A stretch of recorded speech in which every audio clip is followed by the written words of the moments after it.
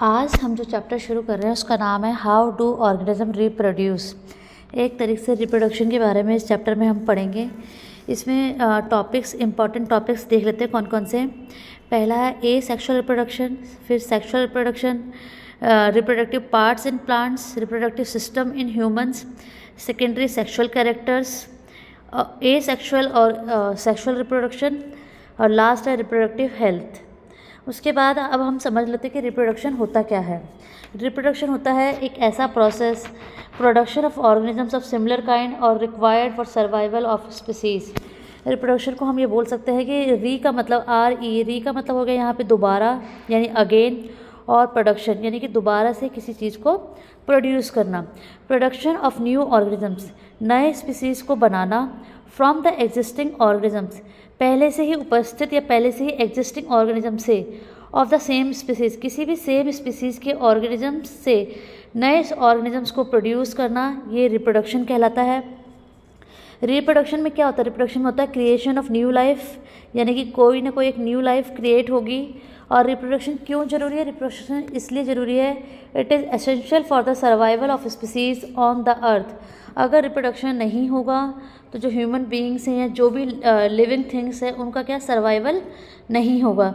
और रिप्रोडक्शन क्या करता है? रिप्रोडक्शन करता है it ensure continuity of life on earth.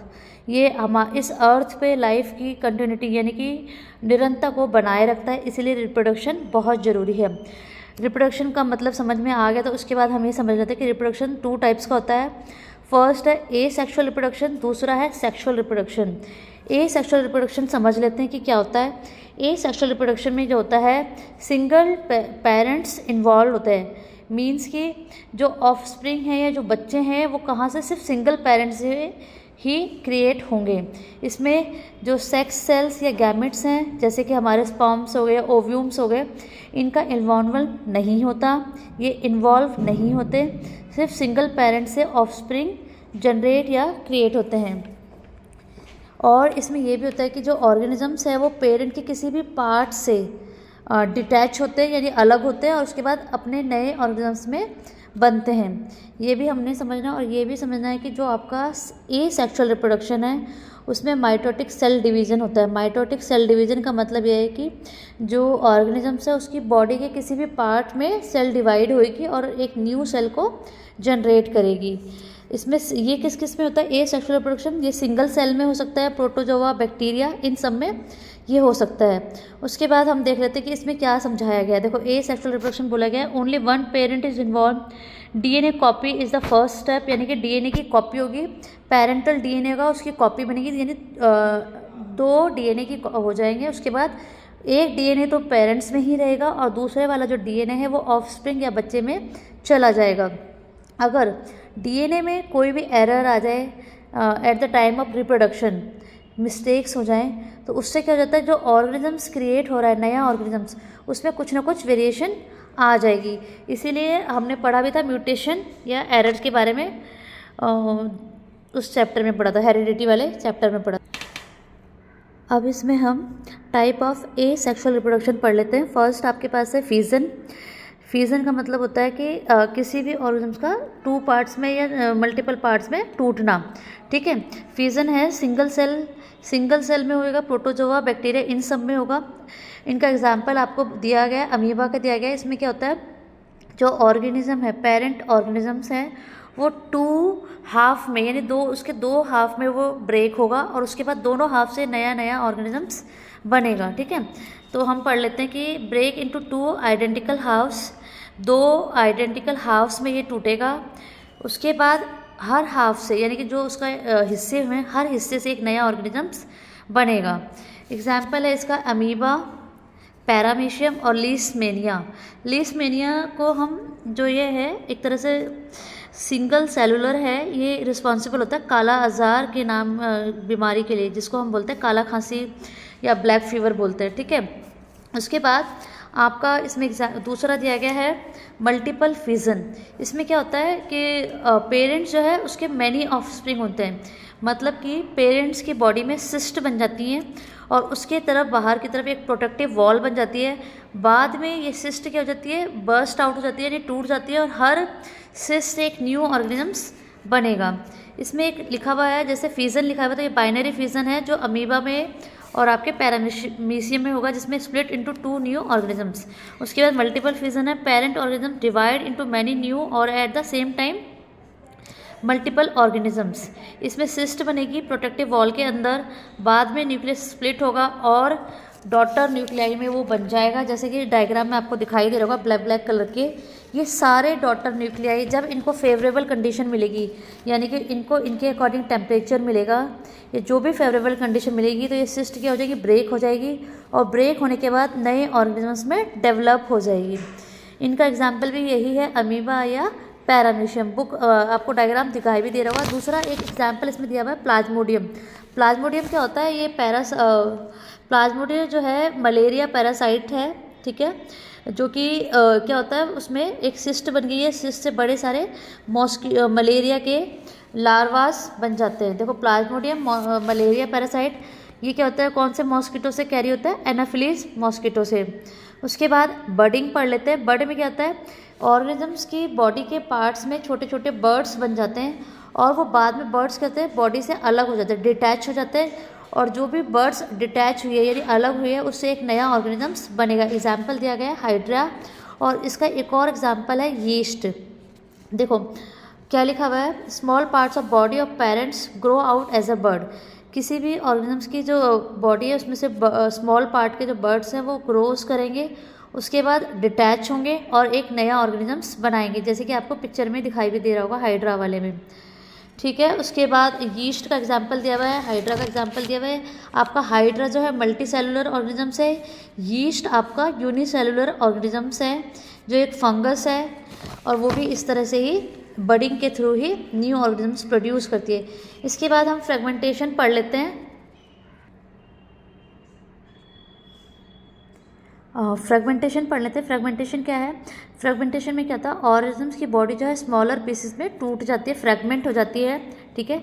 और कब होती है, जब वो मैच्योर हो जाते हैं, जब ऑर्गेनिज्म पूरा मैच्योर हो जाएगा तो उसकी जो बॉडी है छोटे छोटे फ्रेगमेंट से छोटे छोटे पीसेस में ब्रेक हो जाएगी, और जितने भी उसके पार्ट्स ब्रेक हुए हैं उनसे एक नया ऑर्गेनिज्म प्रोड्यूस होगा। इसका एग्जाम्पल है स्पायरोगायरा, ठीक है। यहाँ पर लिखा हुआ ये एक एल्गी है, फ्लामेंटस एल्गी है, डायग्राम में दिखाई भी दे रहा होगा आपको। इसके 3 पीसेस हुए, तीनों पीसेस से एक नया नया ऑर्गेनिजम्स बन गया है। एक क्वेश्चन इसमें पूछा जाता है कि फ्रेगमेंटेशन फीजन से अलग क्यों है।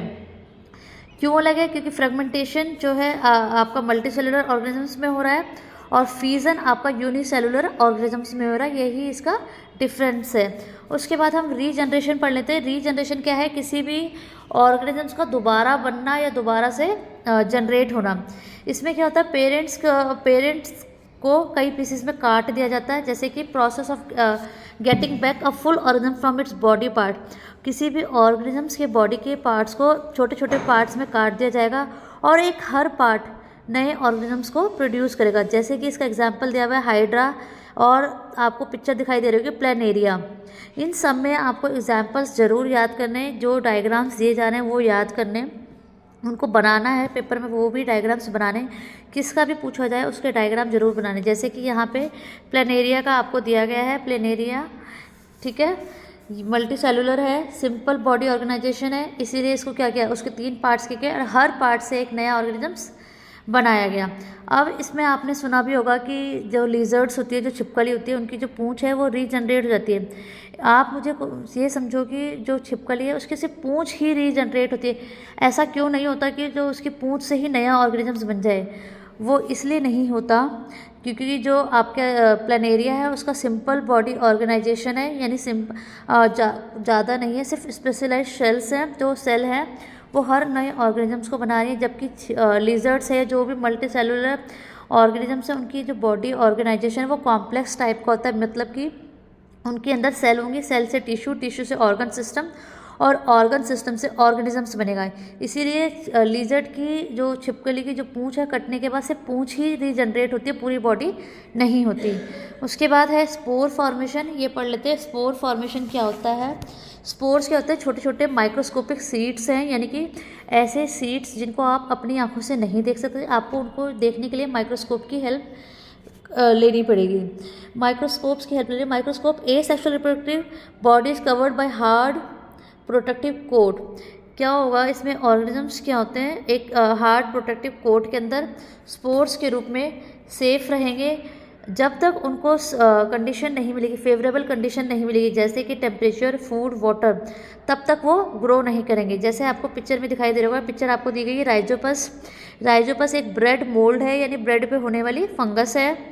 आपको इसमें दिखाई दे रहा होगा, इसके ट्यूब लाइक स्ट्रक्चर दिखाई दे रहा होगा, जैसे जिसको नाम दिया गया है स्पोरेंजियम। ये ट्यूब लाइक स्ट्रक्चर है, स्पोरेंजियम दिया हुआ है, इसके अंदर स्पोर्स होते हैं और ये स्पोर्स जब इनको फेवरेबल कंडीशन मिलेगी तो ये बर्स्ट हो जाते हैं, यानी फूट जाते हैं और ये स्पोर्स हवा में फैल जाते हैं। हवा से जब भी लैंड पे मतलब ज़मीन पे जाएंगे और जब इनको फेवरेबल कंडीशन मिलेगी तो इनसे क्या होगा, बहुत सारे ऑर्गेनिजम्स रिप्रोड्यूस होंगे। इनका एग्जाम्पल दिया हुआ है राइजोपस यानी ब्रेड मोल्ड, फंजाई, बहुत सारी फंजाई में ये होता है, फर्न्स या मॉसिस। फर्न्स वो बोलते हैं, जैसे आप पहाड़ी क्षेत्रों पे जाओगे तो जो आपको वहाँ पे छोटी छोटी घास या मॉसिस मिलते हैं, वो सब, ठीक है। इसमें ये भी याद रखना, जो इसमें आपको स्टोलन के नीचे थ्रेड लाइक स्ट्रक्चर दिखाई दे रहा है उसको हाइफी बोलते हैं, और जो नॉब लाइक स्ट्रक्चर दिखाई दे रहा है उसको स्पोरेंजिया बोलते हैं, जिसके अंदर स्पोर्स होते हैं और फेवरेबल कंडीशन मिलने के बाद ये बर्स्ट आउट हो जाते हैं। बर्स्ट आउट होने से इनके अंदर के स्पोर्स क्या हो जाते हैं, नए नए ऑर्गेनिजम्स को प्रोड्यूस करते हैं। एग्जाम्पल हो गया राइजोपस, और प्लांट में हो गया आपका मॉस और फर्न्स। उसके बाद लास्ट हमारा एक टॉपिक रहता है इसका वेजिटेटिव प्रोपोगेशन। वेजिटेटिव प्रोपोगेशन हमेशा प्लांट्स में ही होगा और किसी चीज़ में नहीं होता। वेजिटेटिव प्रोपोगेशन ए सेक्सुअल रिप्रोडक्शन का टाइप है जो प्लांट्स में ही होगा। इसमें क्या होगा, न्यू प्लांट्स बनेंगे किसी भी पुराने प्लांट्स की बॉडी से। New plants are grown from stems, root, leaves. Stem से जैसे एग्जाम्पल दिया हुआ है पोटैटो, लीफ का आपको एग्जाम्पल दिया हुआ है ब्रायोफाइलम, और रूट्स का आपको एग्जाम्पल दिया हुआ है ग्रास। ये तीनों के डायग्राम आपको आपकी बुक में मिल जाएंगे। थोड़ा बहुत और समझ लेते हैं वेजिटेटिव प्रोपोगेशन के बारे में, क्योंकि ये इम्पॉर्टेंट है। इसमें क्या होता है, जो बॉडी के पार्ट्स होते हैं, प्लांट की पार्ट्स होते हैं, वो उनसे नया प्लांट जनरेट होगा बिना किसी रिप्रोडक्टिव ऑर्गन की हेल्प के थ्रू। प्लांट्स में क्या होती है, बर्ड्स होती हैं जो इनएक्टिव स्टेज में रहती हैं, ठीक है, डोरमेंट स्टेज में रहती है, लेकिन जब उनको सूटेबल कंडीशन मिलेगी, जैसे मॉइस्चर हो गया, वार्मथ हो गया या फूड हो गया, जो भी इनको कंडीशन मिलेगी उसमें क्या करेंगे, ग्रो करेंगे और एक नए ऑर्गेनिजम्स को बनाएंगे। इसमें एग्जांपल दिया हुआ है ग्रास का। ग्रास में आपने देखा होगा खेतों में जब घास होती है वो कभी कभी बिल्कुल सूख जाती है, येलो कलर की हो जाती है, ड्राई स्टेम हो जाता है उनका, और जैसे ही उसको फेवरेबल कंडीशन मिलेगी यानी कि रेन वाटर मिलेगा तो उससे नई ग्रास बनेगी। दूसरा एग्जाम्पल दिया हुआ है जो बहुत बहुत इंपॉर्टेंट है, आपकी बुक में भी डायग्राम है, ब्रायोफाइलम। इसमें वेजिटेटिव प्रोपोगेशन होगा लीफ से भी और स्टेम से भी। अगर बर्ड्स, इसमें क्या होगा, लीफ पे या आपके स्टेम पे बर्ड्स बनेंगी, छोटी छोटी बर्ड्स बनेंगी और बाद में वो डिटैच हो जाएंगी यानी अलग हो जाएंगी और उनसे नया ऑर्गेनिजम्स यानी ब्रायोफाइलम प्रोड्यूस होगा। उसका एक और एग्जांपल आप समझ लेते हैं, मनी प्लांट समझ लेते हैं कि आपने देखा भी होगा कि मनी प्लांट को जब आप उसकी स्टेम को कट करके कहीं दूसरी जगह लगाओगे तो उससे दोबारा से एक नया मनी प्लांट उग सकता है। ये भी एक वेजिटेटिव टाइप है। दूसरा है पोटैटो ट्यूबर यानी कि आलू का दिया हुआ है। आलू के अंदर अंडरग्राउंड स्टेम होता है जो बर्ड्स या आइज़ के रूप में आपने देखा भी होगा। जो आइज़ हैं या पोटैटो, उसमें फूड स्टोर रहता है। जैसे ही वो पोटैटो की आइज़ हैं, जब उनको आप फेवरेबल कंडीशन दोगे तो वो क्या कर देंगे, ग्रो करेंगे और न्यू पोटैटोज़ को प्रोड्यूस करेंगी।